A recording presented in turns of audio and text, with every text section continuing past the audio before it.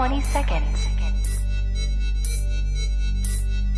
15 seconds. 10, 9, 8, 7, 6, 5, 4, 3, 2, 1, 0.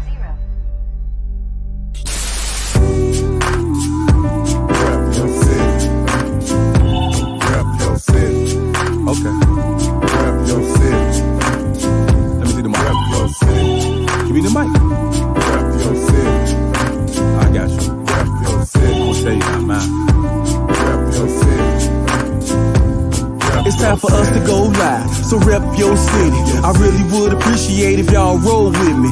Feeling this music cause it makes me wanna step. And if you don't want it to, then you lying to yourself. Cause every time we party, we gon' have fun. I don't know about you, but I'ma rep where I'm from. Rep your city. Okay. Rep your city. Let me see the mic. Rep your city. Give me the mic. Rep your city.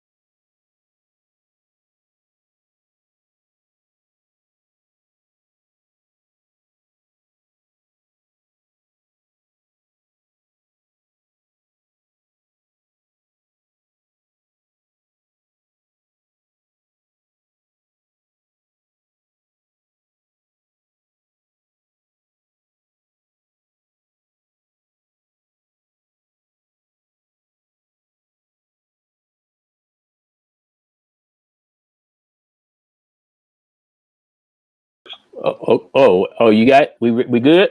I just see a black spot. I don't even see you. I see him, but you're black. Let me hang up, bro. Okay.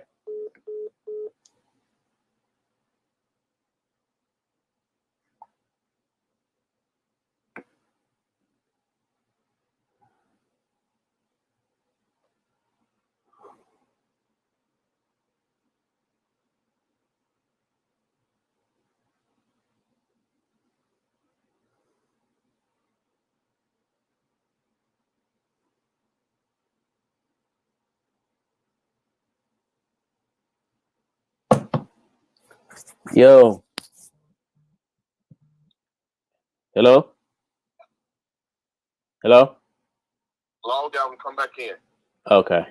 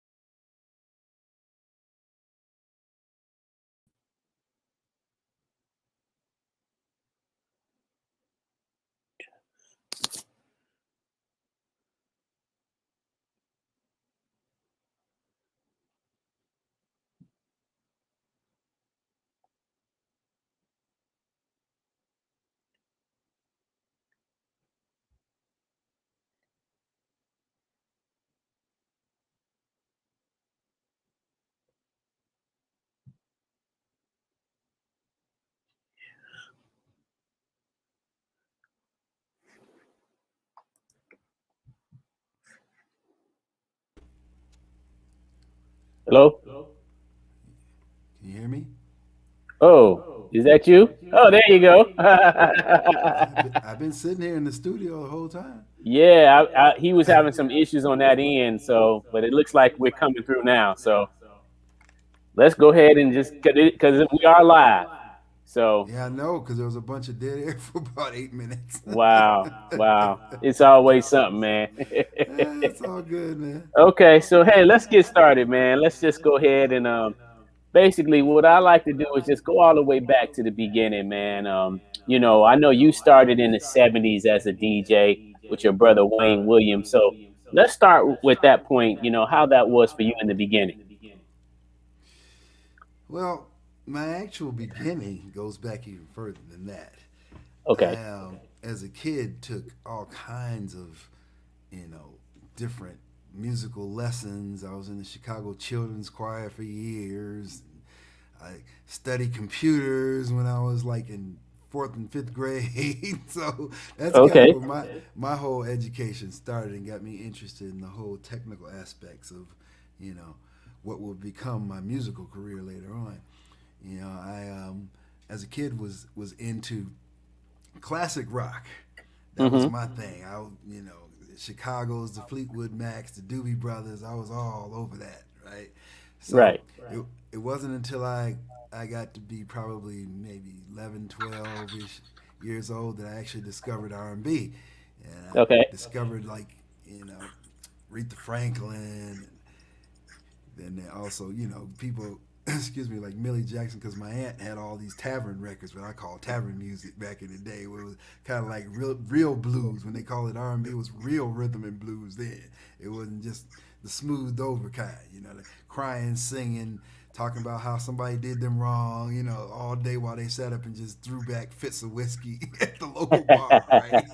So my aunt had all those kind of songs, and I would start listening to those, and then I started noticing a new flavor starting to creep in, it was like the Hughes Corporation, Don't Rock the Boat, and Do the Hustle, and all that kind of stuff. I was like, it's a little different here, you know. And obviously, that was kind of the early days of the disco era, and the songs, you know, back then we're talking 70s, early 70s now.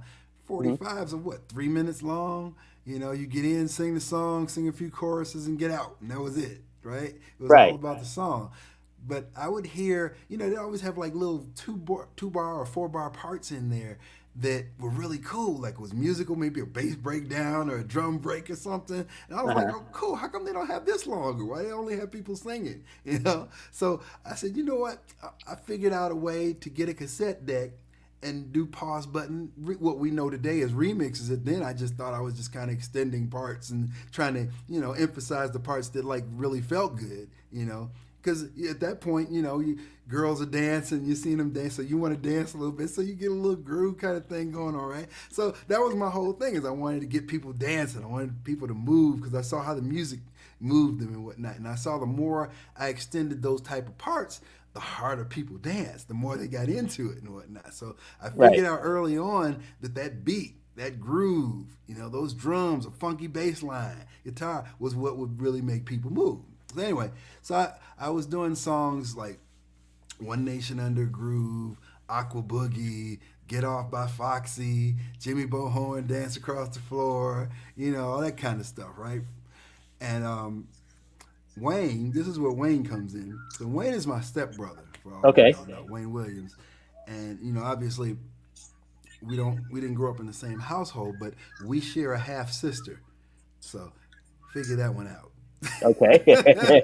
My half sister and I share the same father, and he and her, Wayne and her, share the same mother. Nice.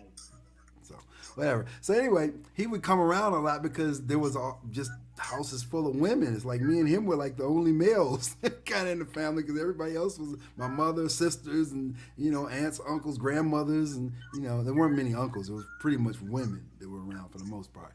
So he kind of like started coming around now because you know, hey, I got a little brother kind of thing. And then when he heard what I was doing, he thought, you know, to himself, because he had been DJing for a little while already. He had gone to Mendel and he was doing a version of the Chosen Few actually before it became the Chosen Few as we know it today. Him and Robert Ellis, known as Batman, Mm. and Jamie Shelton, who was an artist. He would draw all those early flyers, all those Mendel flyers, Sawyer's, and all that kind of stuff. That was all Jamie. You know, he drew up hundreds of them. He became the whole art of the underground scene at the time, which was the bubbling, starting to formulate what we know house culture. You Right. know, I always like to make a distinction there because there are two different things that I think a lot of people don't really get. One thing is the culture of house. The Okay. other is actual house music, the genre. They're Okay. two totally different things. You know, but everybody seems to want to lump them together because they all one grew out of the other and so on and so forth. So if you grew up in it, you feel because everyone I talk to, they're all like, "But isn't that all house music?" I'm like, "No, what you were listening to in those days was disco. Yeah. That's a whole Yeah. different thing Yeah. than what became house music in the '80s." Right.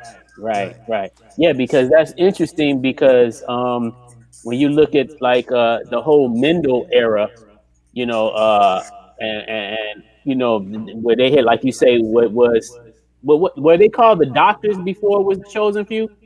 Well, no, the Doctors was a whole separate That thing. The was that was Doctors was Bob Peters okay. and some other guys at Mendel. Because, you know, at Mendel, they formulated all these dance clubs because everybody used Right. to dance and battle and stuff back then.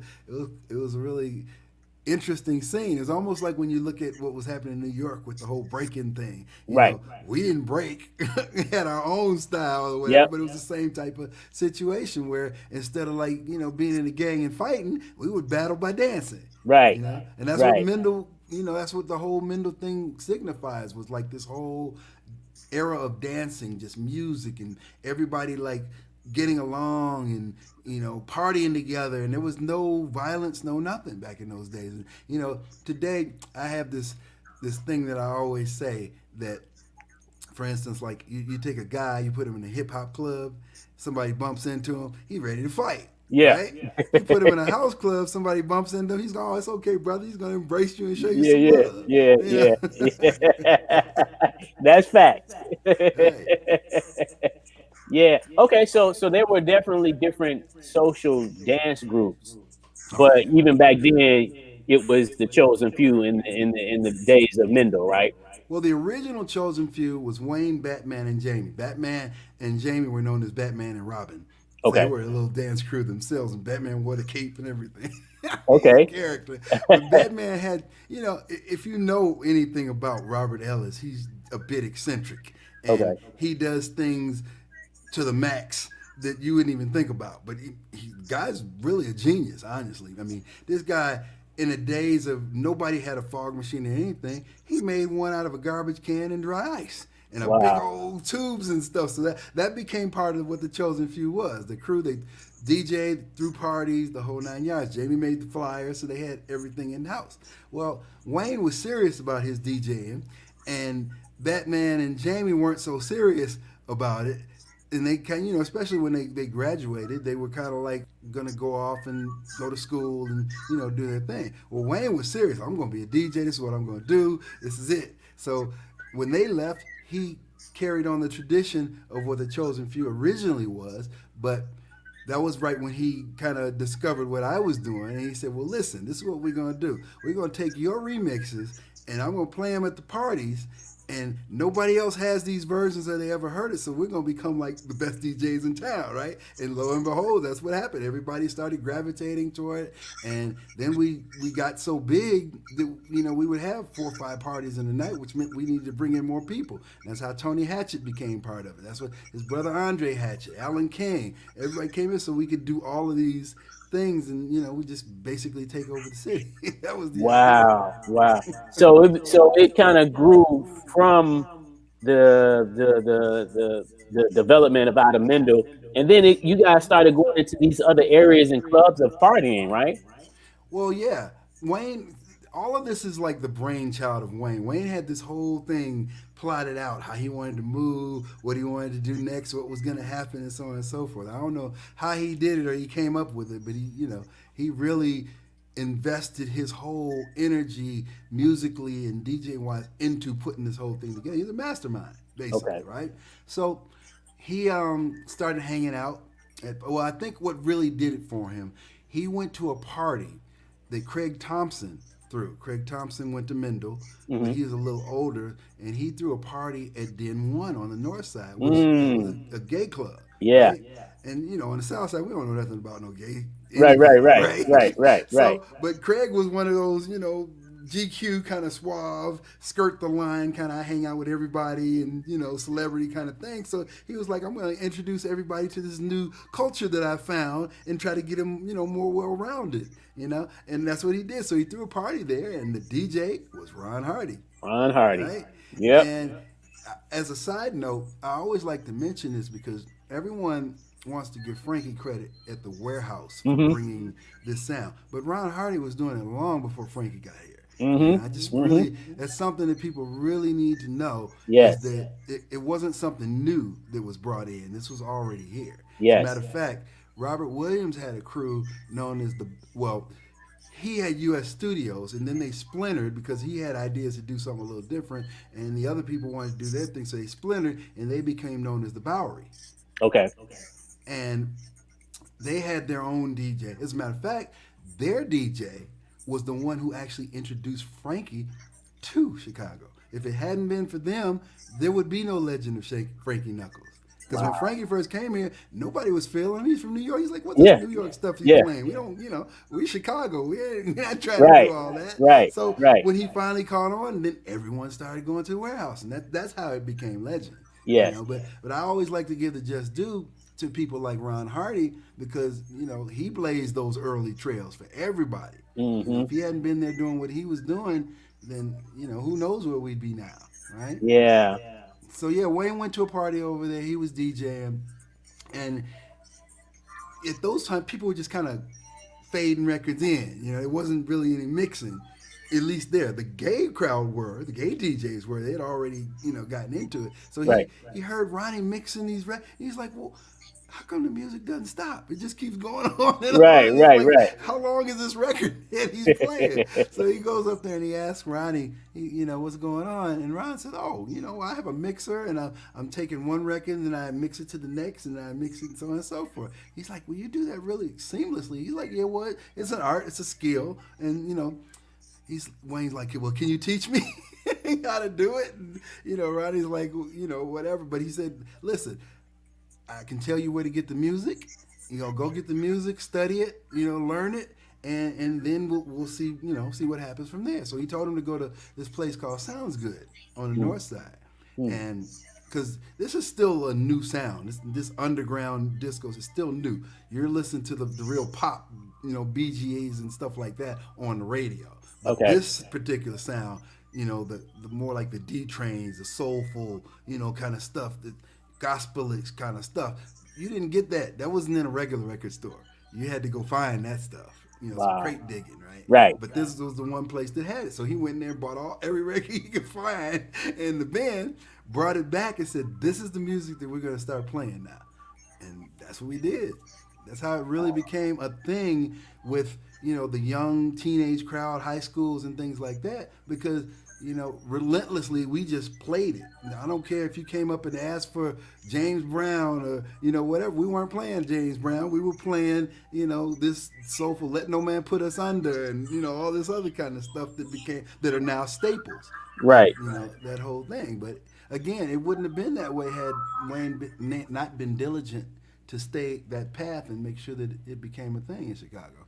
That's interesting. Very interesting. And you can see how there's a timeline, like you mentioned, with Ron Hardy and so, that music continued to saturate, and speaking of which, with the clubs, like some of the early clubs, like First Impressions, these places where you guys were at the flyers and you were doing stuff, Sawyer's and obviously, the Music Box, along, like you said, with Warehouse, all of these places were places that kind of like put that music out for people to then from there go say, hey, you know what? Go to the record store and say, hey, I want that record that was being played at this club.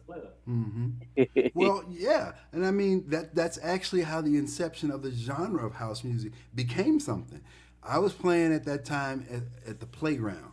Okay. Which was, the Playground was the first club in Chicago that was kind of centrally located because we were near South downtown, by the whole right off of Roosevelt. Okay. Actually, right down the street and around the corner from where the Music Box was.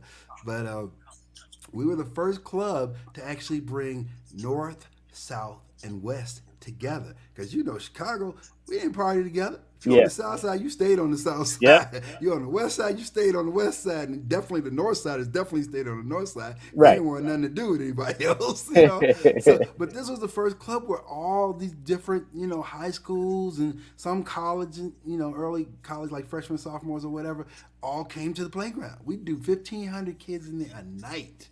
Wow. And I started at 9 o'clock and we didn't end till at least 6 a.m., maybe later, depending on if people stayed or not. Because didn't have all these laws and, curfews. Yeah. Well, you had them, but nobody enforced them. We Right. hung out and did what we wanted to as long as we wanted to. No permits, no nothing, right? So the Playground went into the morning like the Warehouse did.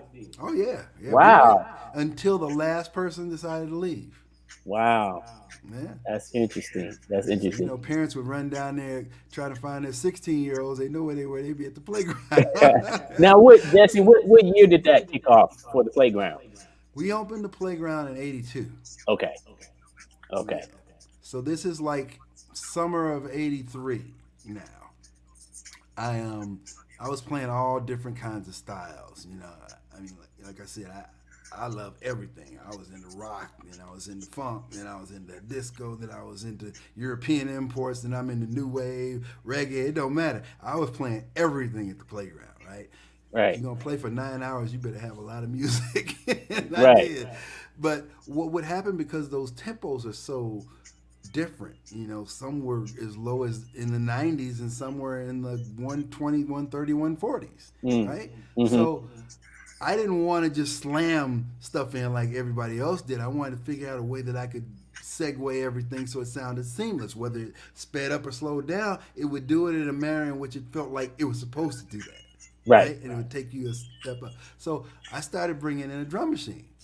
And I started incorporating making my own beats and tempos and stuff and segues and everything. I would ride one beat behind another song. It's so funny because now people do it and they call it mashups and stuff. But that's what I was doing way back in the 80s. Just running stuff over the top of it. So it would have a harder punch to it too because the drum machine made it really punch. Back in those days, people didn't mix music. Even disco wasn't mixed with like a heavy foot like it is now. Okay. Right?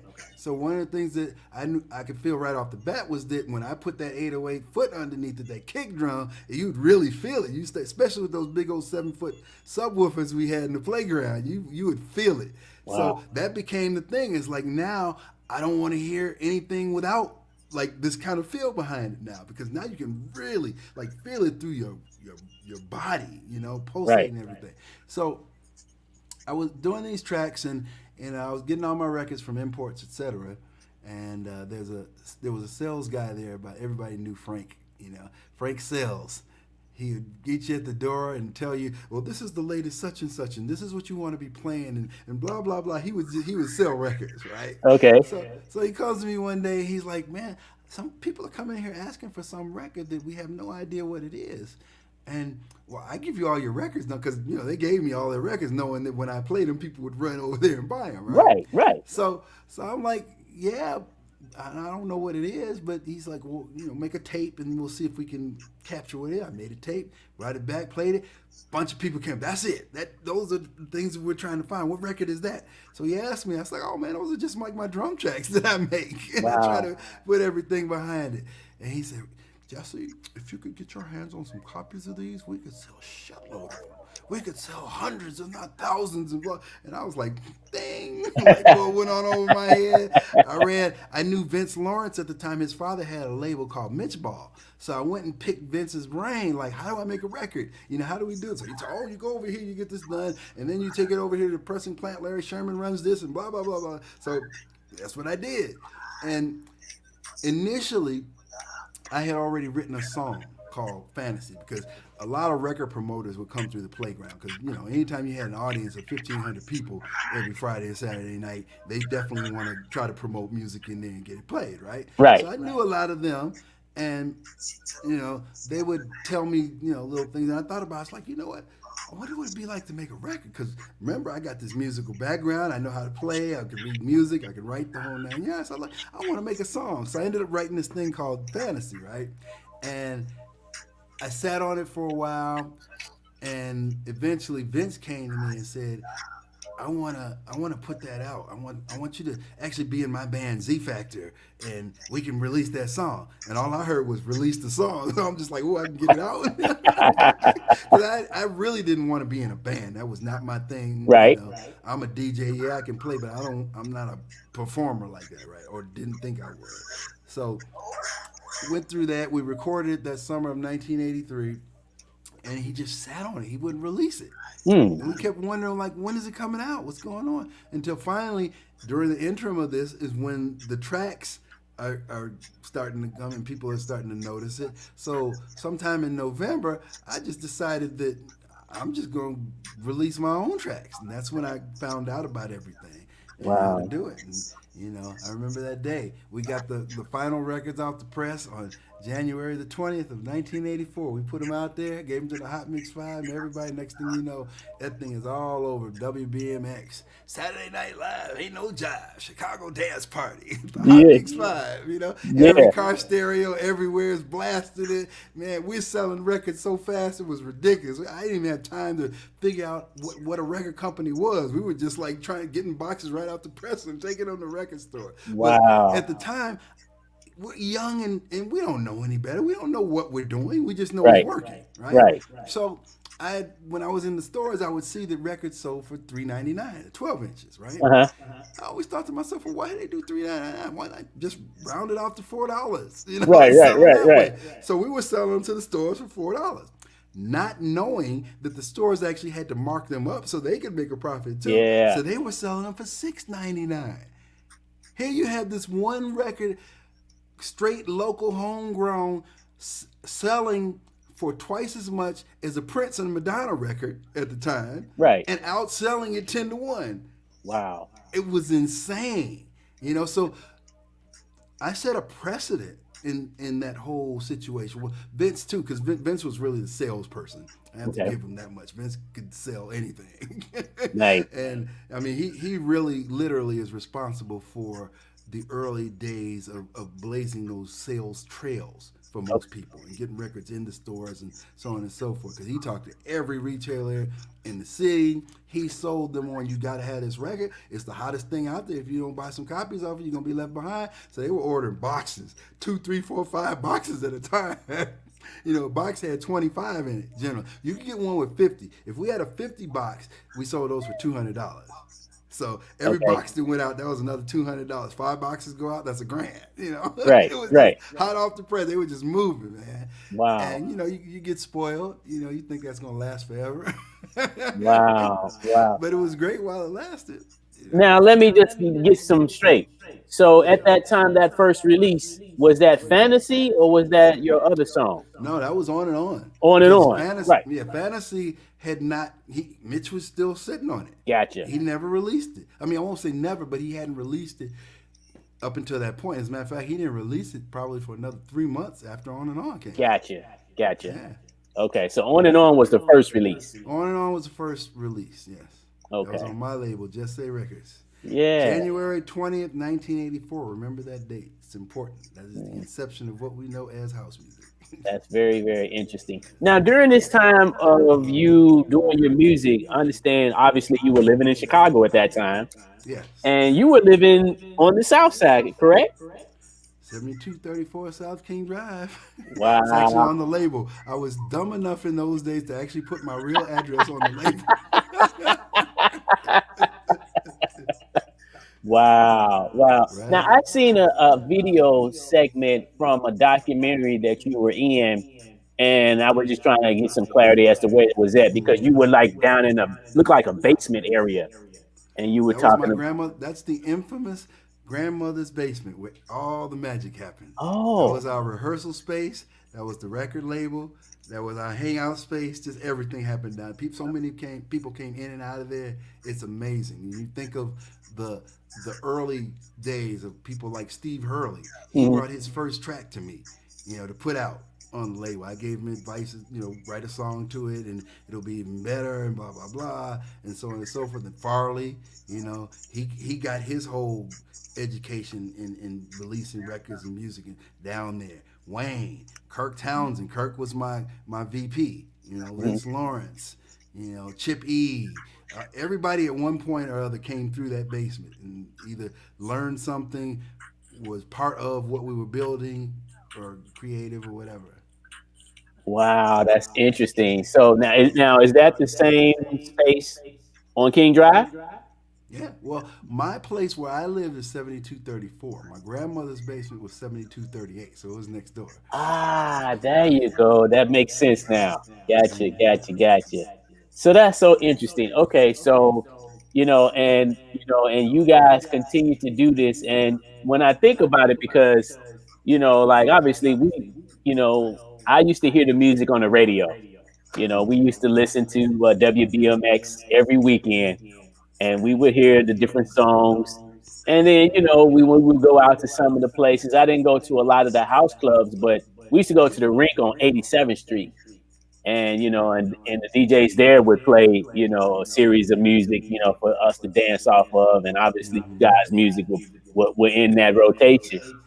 But, it's just interesting to now hear it coming directly from you, how it all came to be, because, sometimes when you witness something happening, you're not sure exactly what made it occur, how it all came to be what it was, even though you were in the midst of it while it was happening. Yeah, like people ask me about that. What's it feel like, to have been a part of something big or special like that? And it's like, well, for me, it's just my life. It's Hmm. nothing. It's never been anything special. Not to like try to downplay it or anything, but it's my life. It's what I live. It's like what I've done daily and how I've grown and everything. So I've never looked at it as something that I try to do or I Right. was set out to do. It just happened. That's what unfolded. That's how life happened. So Okay. Now let's yeah. talk a little bit about the song "On and On." I know you've told the story numerous times, but for our viewers tonight, tell us the story behind why you even created that. On and on. Well, it happened. Like I said, part of it was because I was trying to make records segue and seem seamless. Blend seamlessly together, no matter what their tempo or anything like that. That was the initial part of it. The second part of it was that I had a record that was I wish I could remember the name of it because it's the other side of it. The other side of the record, which was the A side at the time, Mhm. was a mixed record. It was about a 15-minute long kind of DJ mix. That as a DJ, when you're playing all night and you got to go use the bathroom or something, you could put this record on and Mhm. it would roll for 15 minutes and still nobody would know there was any difference, right? So everyone Right. would play that side. That's why they bought it. Okay. But what ended up happening one day, I'm sitting in my mom's living room, and I said, you know what is on the other side of this record? So I flip it over, and I put it on, and it's groove. Do do do do do do do do do comes through, and I'm just like, whoa, that's nice, right? So I'm like, okay, this is gonna be like my signature record. So I started playing it everywhere I go. When I started, that would be the first record. Everybody know I was there. That's got to be here because nobody else has it, right? Right. Little did they know they had it, but they just hadn't flipped the record over yet to even discover it, right? So after playing that for a while, I left my record. I used to leave my records at the playground all the time, and somebody stole my records one night. Stole some records Wow. and they broke in or whatever, and that was one of them. So I was pissed. I'm like, well, shoot, I only have one copy of this, and there's like none left anywhere. I'd have to go get some from somebody else and try to trick them into giving it to me because they don't know what's on the other side or whatever. But I said, you know what? I'll just make my own copy. And again, this kind of coincided right around the time when I was making these tracks that they discovered at the store. So I just kind of said, I'm going to make my own version of On and On. And what I'll do is I'll take the B side and put the tracks on it, like what I play normally. So that were 5 different tracks on the other side, and then there's the one side, the A side, is just the on and on thing. And at the time, I didn't know that I was doing something that really had never been done before at that time. I was just doing it because I'm a DJ and I'm thinking like a DJ. Like, what do we like? We like rhythm tracks. We like to be able to play stuff, overlap this and put an acapella on something that's not supposed to be there. Flip this and that. So that was the reason why they were there. It kind of Wow. became a signature for our releases where I would do a bonus beats or the acapella or a multitude of tracks from the other thing, or even ones that didn't even have anything to do with it, just their own tracks onto themselves. So, Nice. Nice. That's and did you had no idea that that was going to be as successful as it was, did you at that time? well, no, I mean, how do you know? Yeah. All I knew was I wanted to do something that was different. I didn't want. I've never been one to just want to follow a trend of things. It's like I like to take things apart, put them back together, add something to it, make it do something different than it's supposed to. And that was kind of our thing that we had gotten to at that time. Between myself, Farley, Steve Hurley, we were all very vested in interest in turntablism as Okay. opposed to just mixing 2 records together. We wanted to spin them, flip them, put other stuff on top of them, run 3, 4 turntables at a time, see who could be the fastest, and so we would battle each other like that, Right. and it became this whole rivalry. But again, it became the tools that we utilized as remixes. So we would just take what we had actually done live on turntables and translate it to a studio. Wow. Yeah. Interesting. Now, can you break down the dynamics of the labels? Because I know that there were DJ International, Trax Records, Dance Mania. So what is the play with those, and what's the relationship with those labels? Well, all of those labels except DJ International are mine. I started all of those. Um, initially the first label is Jesse Records, which play on my name, Jesse.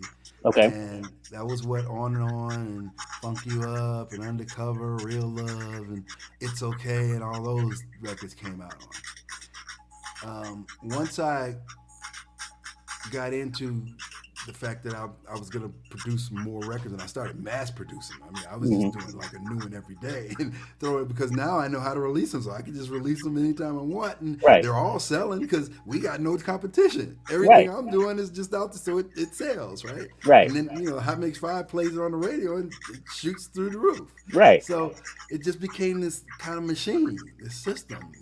You think about like a Motown where they had a machine where they had these artists and they had producers and songwriters and they just keep spitting out hit after hit after hit. Well, that's kind of like what we were in those early days. And because again, no competition, we ran the game. So anyway, so this is happening. Larry Sherman, who owned the pressing plant, sees these two young black kids coming in here thinking like, what in the world? Why are they ordering all these records and what are they doing with them, right? Right. Because, as a local pressing plant, the only clients he really had were like polka bands and, little rock bands that would get like 145s and pass out a few at their gigs kind of thing, right? Nobody was really selling them. They're more like a novelty gift kind of thing. So here we are, we're selling, we're coming back and ordering more. So he starts asking questions. And being young and naive, we answered them and told him everything we were doing, who we were selling them to, why, how they were selling, how we were promoting them, everything. So he gets this idea. He said, listen, you don't have to ever pay for records ever anymore. You just tell me what you want, I'll press them, and you just give me $1 off each record. Sounds like a great deal to me, right? Because I knew we could sell 100 records. That was $400. I mean, 100 records. Excuse me. That was what a box was for. Yeah, that was $400, right? Okay. So if I only have to give them $1 off 100 records, well, shoot, I've already profited 300. Right. Right. So I'm good. So we started doing that. Little did I know, that Shyster Larry Sherman was for every record he pressed for us, he'd press 2 or 3 for himself. Wow. And he'd go behind our back and sell them to all the retailers. So all of a sudden, our sales start going down. And we're thinking like, well, what happened? Well, at the time we didn't know, but that's what was happening. He was undercutting us, and because the stores were getting a deal, they weren't telling us. Wow. Yeah. So that became kind of his legacy for the next decade or two, because he did that to every label that came through there. He bootlegged Michael Jackson's Thriller. Wow. He probably made more money off of Thriller than Michael Jackson did. Wow. But anyway, because he would buy old vinyl for like nothing, a penny or two, crush it up and repurpose it. So he didn't have to buy virgin vinyl, which was a lot more expensive. Right. So for him, $1 was like a 50% profit. Okay. Well, excuse me, 500% profit. So how was you? Were you partners with Larry? Because you said these were. That's what. Yeah, it kind of became that kind of situation till me and Vince got kind of wary of what he was doing, and Gotcha. so we formulated our own game to counteract his game, to kind of even it out, and we were both kind of like getting each other on one side or the other, right? And then it just became a thing where I just didn't want to deal with it anymore. I just wanted to deal with like legitimate people, so I stopped pressing my stuff over there, right? But even prior to that, he came to me one day and said, You're doing all of these different records, and I was making up names, the Forest and the Fresh and Lenoy's and Gwendolyn. You just name it because I didn't want all of them to be Jesse Saunders. So I would make up names and put them out there, right? So he's like, you're doing all these records. Let's just start a label that, when we do songs, we'll do them on this label. And when we do tracks, we'll formulate a label just for tracks. So we called it Tracks. That's how Tracks came about, right? Gotcha. So then, he had his own label, which was Precision. We did some releases on there as well. And Dance Mania came about later on when Dwayne Buford and I did this record called What's That we under the name The Browns. And it was a play on James Brown. What's that? What's that? We did this whole thing with it, right? So that was the first record that actually was released on Dance Mania, because at that point I just started trying to separate like genres and things, and like these type of records will go to this label, these type will go to that, and so on and so forth. Well, right around this time, I got signed to Geffen through Warner Brothers, and that was right when I produced "Love Can't Turn Around" with Daryl Pandy and Farley Jack Master Funk, and that record just blew up. You know, it Okay. came #1 all around the world. And at that point, like I said, that's when I got my deal. So I ended up moving to LA.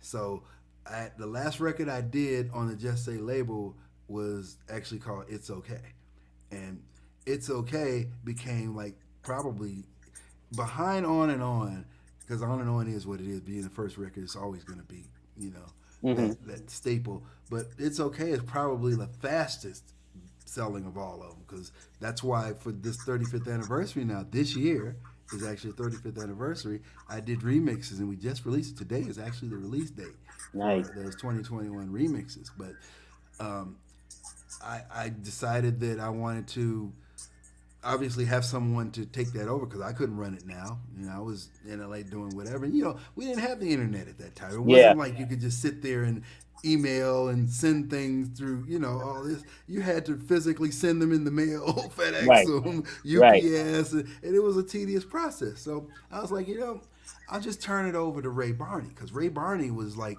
I call him the fairest man in all of the land. He was probably the only one of all of the one-stops and stores that would pay our check on time. He paid ahead of time. Wow. Right? So I knew he was definitely a trustworthy person. I said, you know what, Ray, why don't you just take it over? Because you're selling a lot of records anyway, so you can just do them and just send me a check. You know, Yeah. whatever. And he said, okay, cool.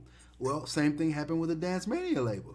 It was like, well, you know, we got this one record on here, take that too. Well, end up being that he took Dance Mania, because Dance Mania was like a new label. And we felt that it was like, you know, it's something you want to have a label, just take Dance Mania and run with that. And that's where the Stacy Kids and the Mike Dunns and the Housemaster Boys and all that stuff were Dance Mania artists. So that blew that side up. So Just Say Records, Trax Records, Dance Mania were all my labels that I started initially. Just Say is the only one I kept. Obviously, Okay. Trax became what it became, and it's a mess right now. But whatever. Yeah. I only claim to have founded that label. I do not claim all the garbage that goes along with it. Goes that along happened with it. later on. Yeah. Right? And you know, Dance Mania is there, but DJ International came about because remember I told you Steve Hurley came by and brought me his first track? Right. Well, I told Steve to go back and write a song to it, because at the time Funk You Up was on the radio and it was like top 10 on the air. And I was like, I noticed it. Having something with an actual song and lyrics and whatnot behind it sold more. People were more attracted to, you know, the song or whatever. So I was like, that's what you should do. It's a great track. Write a song to it. Bring it back. Next thing I know, Rocky Jones is starting a label called DJ International, and the first record is Steve Hurley's "Music Is the Key." Oh, wow. And I'm like, well, how'd that happen? But yeah, there are all kinds of stories like that. As a matter of fact, I did a TV series for Channel 4 out of the UK a few years ago, and Steve and Chippy lived right down the street from me. Right. I didn't know him at the time. He's a little younger, and you know, Vince actually brought him by, so I didn't really know him at the time. So anyway, I say that to set up the situation that I'm about to tell you. Okay. We did a scene in what we used to call the Greasy Spoon downtown on Roosevelt, you know, the old school diner and everything. And I found out in that particular scene, because it was candid, you know, this isn't a scripted thing, this is more candid type of thing. They both told me that to do their first records, they both used my 808. Wow. And I'm like, now see, nobody told me that, because Vince would do all kinds of stuff like that. Oh, here, use our thing. It's like, it's not yours, it's mine. You know? But I didn't know, Yeah. what was going on. Not that I really would have minded, but it would have been nice to know you were loaning it to people. Right. You know? Wow. Yeah, that was a little scene y'all had in the documentary too, where y'all was at the White Palace having some Yeah, dinner. that's it. That's what we call the Greasy Spoon. Yeah. Yeah. Yeah, that's interesting. Now I understand too, and I wanted to bring this out to your attention to help me to understand a little bit better. But I understand you mentioned Dwayne Buford was working, and you were also part of this project with Melody, the song "Summertime." No, that was well, that was later. Well, the first one we did with Melody was "What's That." That was the very Okay, first okay, track that we put out on Dance Mania. okay, Yeah, okay. Yeah. So that was later. Okay. So yeah, because when I had talked to Melody, he had told me to bring that up, because he was just like, yeah, that I was, he mentioned your name, and I was like, wow, I didn't know that. yeah. We didn't know anything about hip hop in Right. those days or rappers or anything. Yeah. So it was just like it's a James Brown track. It'd be nice to like put a rapper on there because I think no one had really done a hip house record before. And we were trying to figure out how do you put a rapper on a house song because it's so fast. Right. Right. Right. Right. Yeah. That's interesting. Now, what did you when that whole thing began to surface in the late '80s with the hip house combining the two? What did you think about that? Did you have any contributions in that as well? Well, I thought it was great, because I mean, at the time, hip hop and house were like neck and neck. I mean, people, from the Africa Bambatas, Islams, Ice T's, you name it, Melon Mels, we were all like in the circle together. We all knew each other. We all, respected each other. We all used to go to the New Music Seminar in New York. So we would all get together and, we never really, we kind of collaborated, but we didn't because no one had figured out how to take the slower pulse of rap and put it together with the faster beat of house. But we both respected each other for the genres and what we were doing, right? So at that point, it was kind of like even the labels, the major labels were starting to tune in. Like, these are the new sounds of the underground and what people are feeling. And it's not that commercial stuff you hear on the radio and it's bubbling under kind of thing. So they were starting to put money behind it and signing artists and everything. Matter of fact, I say with House, for the first like 4 or 5 years, from about 84 till 88-ish, 89, House was all over. We had hits left and right. And hip hop wasn't actually allowed on the radio yet, Hmm. unless it was like Grandmaster Flash was, and Rapper's Delight and stuff like that was clean. But it started to get dirtier, and the streets and ghetto tales and stuff Right. like that. So radio was like, we're not playing that. As a matter of Right. fact, I remember doing a lot of productions and remixes where, like Benny Medina, because I did a lot of work with him over at Warner Brothers, he would tell me that I had to do two versions, one with the rap and one without, because most radio stations won't play rap. Yeah. Yeah. Yeah. So I thought that was quite interesting, and when all of a sudden everything you hear on the radio is rap now. Yeah, yeah, for sure, for sure. Yeah, Yeah. that it has been conditioned in the minds of people now. In fact, I was just listening to an interview online with Lee Michaels, and he was talking about how he, put together the Hot Mix Five, and he was talking about Farley, and he was mentioning that, when Farley was playing rap during some of his mixes, they were kind of like, Farley, what are you doing? Because that was just like you said, it was just not acceptable to play the rap on the radio, especially commercial radio like that at that time. Hmm. Yeah. Yeah. Well, it's like in 1985 when I did Real Love. That was Farley's thing. He'd really gotten into like the whole scratching, the Yeah. whole vibe of the turntablists in New York and all that kind of stuff. So he offered not offered. He asked me. He's like, I want to scratch on your record, and I'm thinking like, why would I want scratching on my record? It's like because at that time it wasn't like a thing. Like Right. you wanted. He's like, no, it's cool. Believe me, New York people will be behind it and blah blah this and that. So I said, okay, cool. Come on and do it. That's why all that stuff's in there that he's done. He's scratching all the set. Well, they're not samples. People think they're samples now, but those are actually scratching. Eddie Murphy comedy records in there and all kinds of other stuff. Wow. Wow. Yeah, that's very interesting. Okay, so let's talk about, you began to go on to, like you say, do remixes and producing and things of that nature, and obviously you left, and now you're over on the West Coast. What's it like today for you? What is some of your major projects that you're doing today? Well, I actually left after high school and went to USC.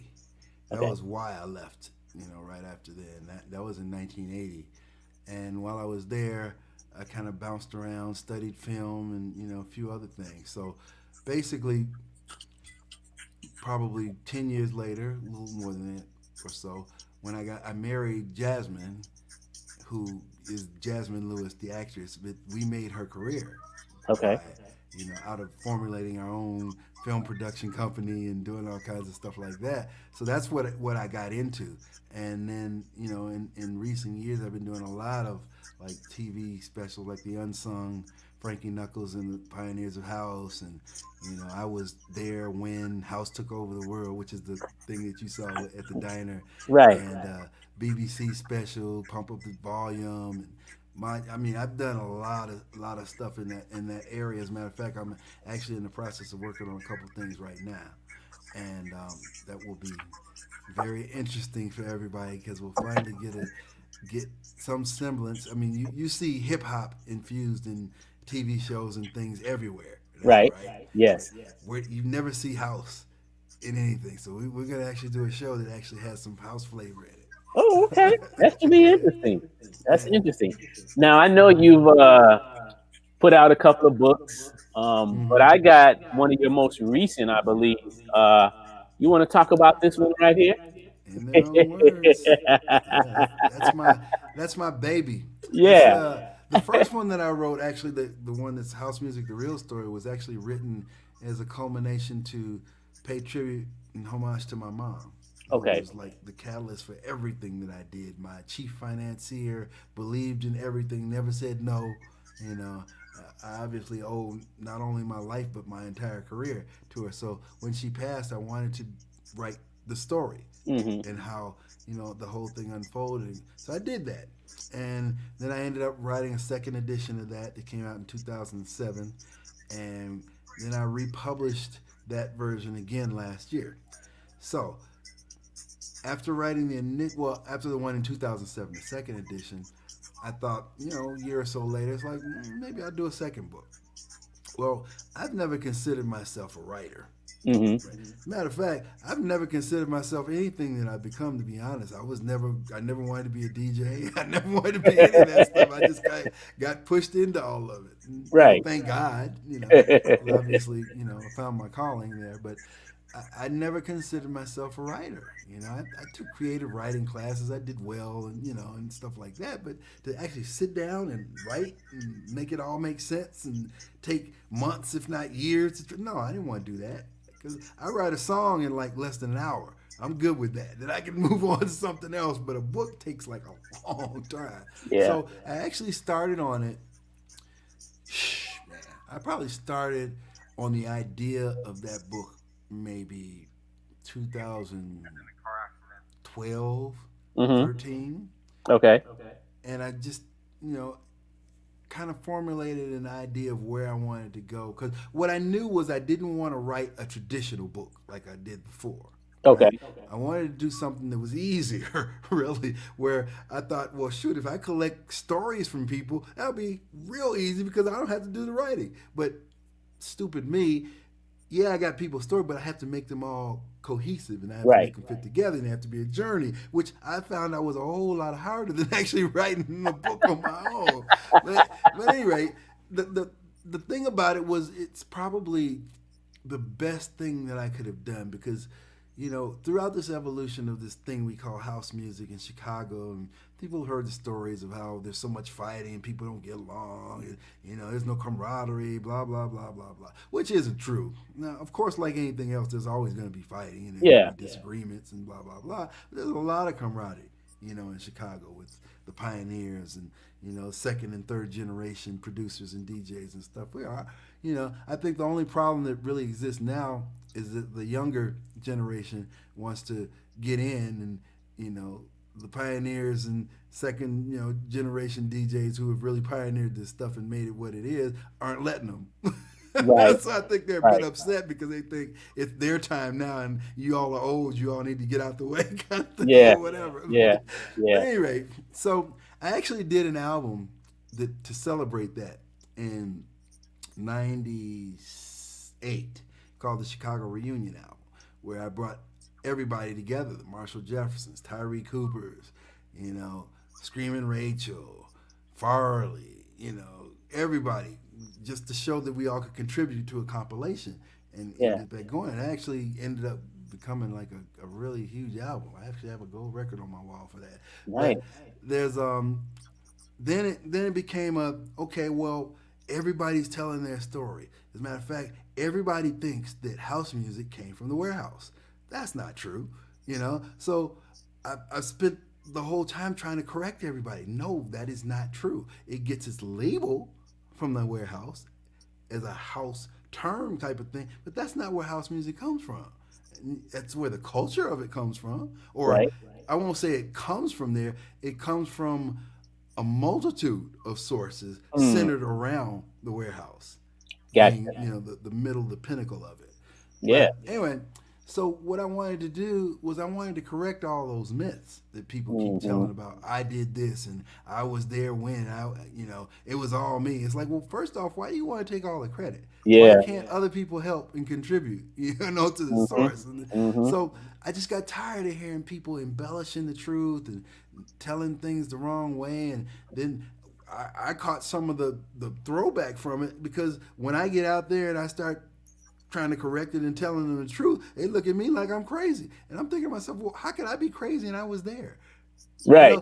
These people that you're talking to, they weren't even there. They making up, 3/4 of what they said. I've been there from the beginning. So Right. wouldn't I know? Right. So Makes anyway, sense. so as this thing kept going on, I just said, you know what? I want to write a book that nobody can refute, right? And that book would not be one that featured people talking about themselves, which is what you generally look for in any type of TV show that you're trying to sell or documentary or book or whatever. They want people that people recognize because, oh, such and such is in it. I want to read that book because that's how they think, right?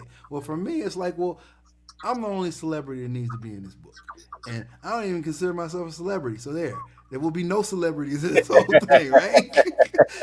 But the reason why I said that and why I did it was because I wanted to strip away all of that. This isn't about people who are successful. These are about the people who really built and made the scene, genre, and culture of house music what it is. And those are the real people that came out and attended the events, that threw the parties, that, enjoyed the music, that snuck out the house because they wanted to go to this party at Sours or something, So I wanted their stories. And then even going further than that, we'll start with the people who were there in the beginning, but this book will be a living book. It will never end because from one story goes to the next story to the next story and through the generations and so on and so forth, which you see at our Chosen Few festival. You see generations and generations of families, grandmothers, mothers, great grandmothers, babies. You see, it's a generational thing, and that's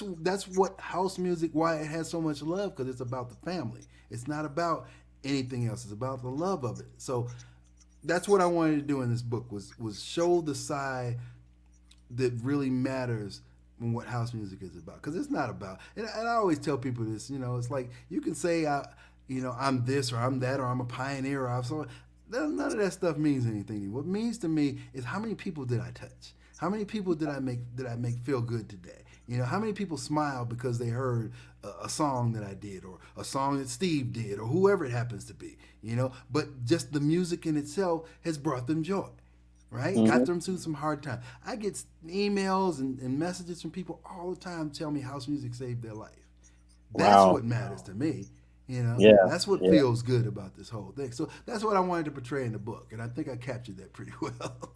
That's what's up. That's what's up. And I think that's, like you said, that is the importance of the music itself, because some people like to hear music for recreational purposes, but some people it helps them get through their day or get through their work periods or whatever, or maybe hard times. exactly. And I like when Farley talks. I watches him sometime when he goes live, and he I like how he goes back to certain clubs.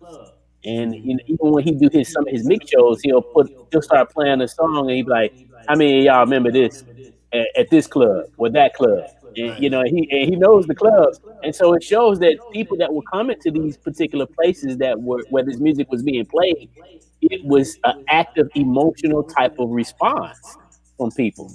You know, like you say, even I went to last year. Was it? No, it wasn't last year. Year before, I went to the festival downtown in Chicago, out in the park. You know, the house. You know, and I was just like, wow. I mean, like you say, thousands and thousands of people out there of every group age. Mm-hmm. So, That's right. and people just want to have a good time. You don't necessarily even have to know that much about it, but you just know it's good dance music and it makes you feel good, and just have a good time, you know. Yeah. Yeah, yeah, Yeah. I mean, that's what it's about, man. It's when you carry music, good music carries a message through your lifetime. You yes, can draw back on that memory and you remember where you were, what you were doing, whether it was a girl you met or your wife eventually, or right, whatever it right. happens to be. You could pinpoint something at a point where music was a part of it. Yes, Yeah. yes. So, what would you like to say in conclusion, Jesse, in terms of anybody that's coming up as a DJ or producer, in the whole industry of the music? Because I know music is different today. But what kind of advice would you give any up and coming artists in regard to music? It's tough. Now, it's a different world musically out there. The landscape is totally different. As I said, when I was starting, there was no competition. Now there's mass competition. I mean, they say there are 30 or 40,000 new songs being released every day on Spotify or whatever. And it's like, back then, even like when I was at Warner Brothers, one of the things that Vinny and I would talk about, and one of the things he wanted to make sure was that when my releases came up, that they wouldn't be in competition with Madonna and with Prince and all these other, because I would lose every time against them, right? So I was like, cool. But that was the point. It was like, if you don't go up against them and we can find a place where you're the only thing that we're releasing that week, or if something else being released is a totally different genre that won't even affect it, then that's what we'll do. Now you can't do that because there's so much stuff coming out that you're going to be in competition with at least 30, 40, 50, 60, 100 people, regardless of what you do. Yeah, So consequently, the music has suffered. I mean, we obviously know that with streaming and downloading and pirating, that's changed the whole music business. One good thing that's actually come from this pandemic is that music sales and royalties have actually doubled and tripled. So okay, that's been a good thing because there was a time where I made a very good living just off my publishing, right? okay. And in the last 10 years, 10, 12 years or so, it's been nothing. I mean, you're talking about going from, 4 or 5 figures to 3 figures. Wow, wow. That's a drastic change, especially when that's your livelihood, and you've worked so hard your entire life to secure it. And now, because of all this stuff that really shouldn't even be a thing, I mean, think about it. People are telling me that, why should I buy music? And I sit here thinking, like, why do you think you should get it for free? I mean, that doesn't even compute with me. It's Right. like, why should I give you something that I put my blood, sweat, and tears in for free? Yeah. That doesn't even make sense. Right. Right. Yeah. Yeah. Well, So, like but you say, it's definitely a different time when it comes to that now because of the digital age. But yeah, mm-hmm. yeah, I'm always a person that I like the tangible stuff. I don't want to just a digital file. I want the actual the cassette or the CD or the vinyl. So that I can have it in my fingers. Mm-hmm. No, I get it. It's a different world. Me personally, I've lugged records and things and cassettes and CDs around for so long, I'm over it. So Yeah, I'm yeah. all about waves and MP3s now. I put Okay. them on my one little jump drive and I Yeah, go. yeah, yeah. Well, it's just like books. I would prefer a book over a digital book any day. Well, You you know know what I'm what? saying? I prefer the book just because obviously if I wrote it, I need it for my collection anyway. But I'm saying I like it for those kind of Yeah, purposes, right? yeah. But when I read things, I read them on a tablet or some kind of digital something because I can have thousands of books in there. And I can That's true. access them anytime I want to. That's true. Yeah. That's true. So it's definitely, and I guess they have good pluses and minuses on both Of ends course. because again, like you say, most DJs they feel like, well, at least I don't have to carry all these records now because I got my hard drive with all my digital files. That's right. And there was a time I remember back in like the '90s into actually the early 2000s too, where we would have to lug our records around the world to play all these different clubs and festivals and things, right? I had a backpack, but I could only take probably a stack about this big because how am I going to lug all those other ones around? So I would get my best ones and I'd put them in, but I was lugging around on a backpack.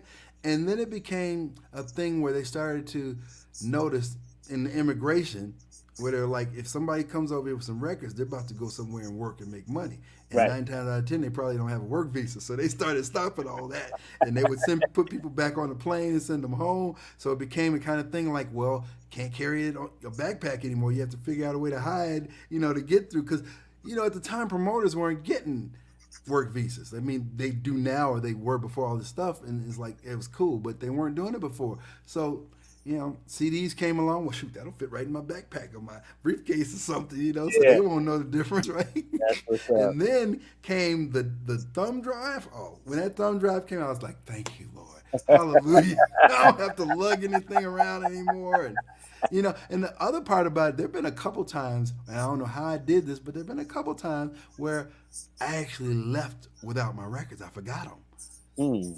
And, back then, if you didn't have your records, you're doomed because Right. that's what you had to play.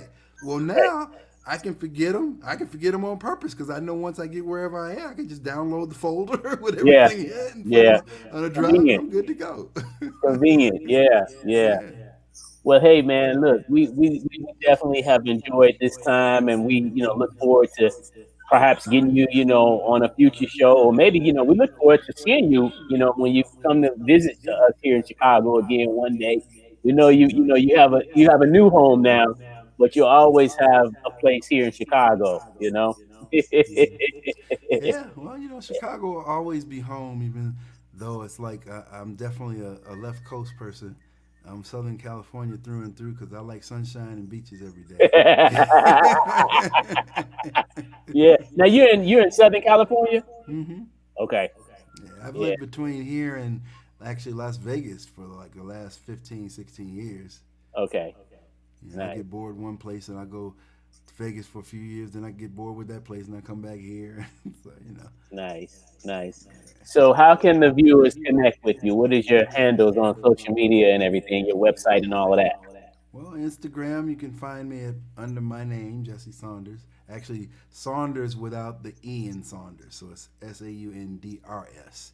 And it's JESSE, no I in my name. You can obviously hit my artist page on Facebook, DJ Jesse Saunders. You can catch me on Twitter, DJ Jesse Saunders. You can catch me on Twitch, DJ Jesse Saunders. Okay. Okay. So all of those are good. Website, jessesaunders.com. I actually have a few of them as a Broken Records site, which is my label, brokenrecords.us. The 35th anniversary remixes of It's Okay just came out today. Today is the official release date. So make sure you hit up Spotify or whatever you stream or download on or buy, whatever. Go hit them up today because that first day matters. And that kind of determines whether we'll get those featured spots in certain places and whatnot. So please support. I appreciate it. We got great remixes from the best producers around the world. Mike Dunn's even on there. So you got some flavor from the chosen few. And in their own words, you saw he helped Yeah, the book. there you go. That's my heart and soul for the last year. It's been great. We were number one for 17 weeks on Amazon. Actually, when it Nice. came out in June. So that was a blessing. I didn't expect that. Yeah, especially under the circumstances. Yeah.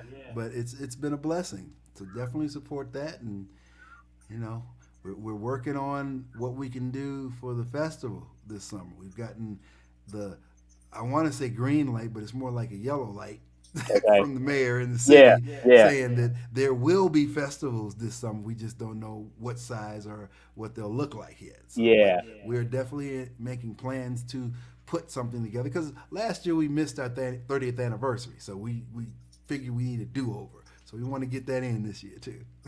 Cool. Well, yeah, man. Once again, we want to thank you. And as was mentioned, y'all go out and get the music, get the book. in their own words, if you haven't gotten it already, from Amazon.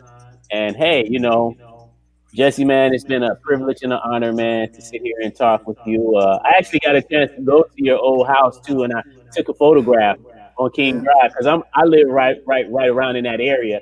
All right. So I got a chance to go over there. The house is still there, so I just took a picture of Well, it. Rod Sawyer is your alderman then, right? Yeah. Okay. Rod is a family friend. My grandfather and his father were best friends and political allies and everything. And I've been talking to Rod for a few years. He is in the process of, and I want to light a fire under his butt. Hopefully he's watching or he'll see this. But he is supposed to erect a monument in front of 7234 King Drive and list it as a what do you call it? A historical Right. Like place. like a monument type of Supposed to thing, have a plaque landmark, kind like of a thing. landmark. Yeah, landmark. Mm, Yeah, so we need to light a fire up under his butt so he gets on that and makes that happen. that would be excellent. Yeah, because it's Hmm. history. Yeah. And make sure you go and visit Chosen Few Way, which is 63rd and Hayes Drive. That's the Okay. Chosen Few Way. Okay. And oh yeah, Is that a sign erected? oh yeah, Oh, I got to go check that out. oh yeah. Yeah. Oh yeah. So everybody, I've been down and seen the signs, for the Hot Mix Five, and some of the other, all the Hot Mix Five have their own street signs. Mm-hmm. So yeah, I have to go check that one out and get some pictures of it. Yeah, definitely. We've Nice. got some good things. Chicago's finally starting to recognize its own homegrown sound that has propelled it for the last 40 years. You would think they would give us a whole lot more love, but finally they're starting to. So I'm good with that. Nice. Nice. All right, my brother. Well, hey, hopefully, I don't know. Let's see my man, Mr. RYC Live. I don't know if he's still watching, or behind the scenes. And but I know he usually comes in and say his goodbyes to the Is to the to he the like guests. Russell Simmons?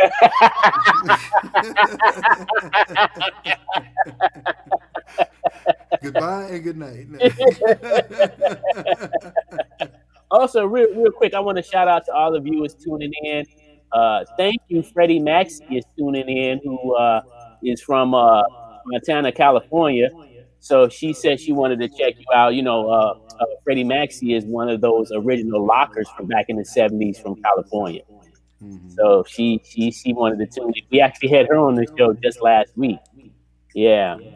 All hmm right. So she's tuning in. And my homeboy Tago, he says, peace to the chosen few. He said, time for a techno stage. Bring things back stateside. Techno stay. Yeah. No, He's the we are techno house DJ. music. We don't do techno. Yeah. Techno is Detroit. Yeah. You go to Detroit, you get a techno stage. At Chosen Few, you gonna get real 100% pure house music. Gotcha. Gotcha. Yeah, these are some of the other DJs tuning in. Dante Williams, my man Taco Bob's, tuning in. And then Mr. RYC Live himself, I think he's still tuning in on here, and he was responsible for doing some of the hip house creations with people like Tyree Cooper. We had Tyree Cooper on back in January, as a matter of fact. Oh, So nice. yeah, yeah. So like you And say, Tyree's homegrown. out in Vegas. Yeah. Yeah. Yeah. So that's cool. That's All cool. right. Well, yeah. Yeah, Thanks for having me on. This is fun. yeah. And we look forward Definitely. to speaking with you sometime later on in the future, my brother. I see you got the lights going on like a little club scene. Oh man, my whole house is hooked up with like LEDs. So my house is out like I'm an hour outside of LA, and I always tell people that I bought a house on a lake in the middle of nowhere, and I love it. No neighbors close to me. I don't have to be bothered with anybody. I don't even have to wear a mask because I don't see nobody. So it's great. Cool, cool. But my whole house is hooked up with LEDs and sound systems all over the place and whatnot. I keep myself company. That's what's up. That's what's up. Okay, well, hey man, Jesse, thank you so much for your time, and I guess Mr. RYC Live will take us on now with the conclusion of the show, and we look forward to talking with you Sounds soon as good, next man. time. Thank you, bro. I appreciate you all. Shout out to Daryl Roberts. All right, all right. One That's time. the homie from way back. I like your shirt too, man. Yeah. Yeah, this is my matter of fact. You can get one of these too. Chicago originated house music. Nice. You can go if you go on my website jessesaunders.com. T-shirts, you can get this one.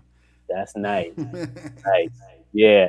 Yeah. Mr. R.Y.C. Lab said he needed a track with you. Cool. Thank you. All right. Okay, my brother. Thank you. Well, I'm glad we was Right. able to get it in. Better late than never. But you Yeah, know. for sure, man. I'm sorry for the late start, but I was under the assumption that we are talking 8 p.m. Pacific, and Right. my publicist actually scheduled another thing that we're doing for Fox earlier, so I had to get that in. But, Yeah. you know, like I said, today is the release date, so we're trying to get any and every kind of press we can to get the word out about this. So you all can help spread the word, hang and support the music, and you know, let's keep this thing called house going. All right. Okay, my brother. All right, Well, take I care. salute you. Take care. Peace, brother. All right.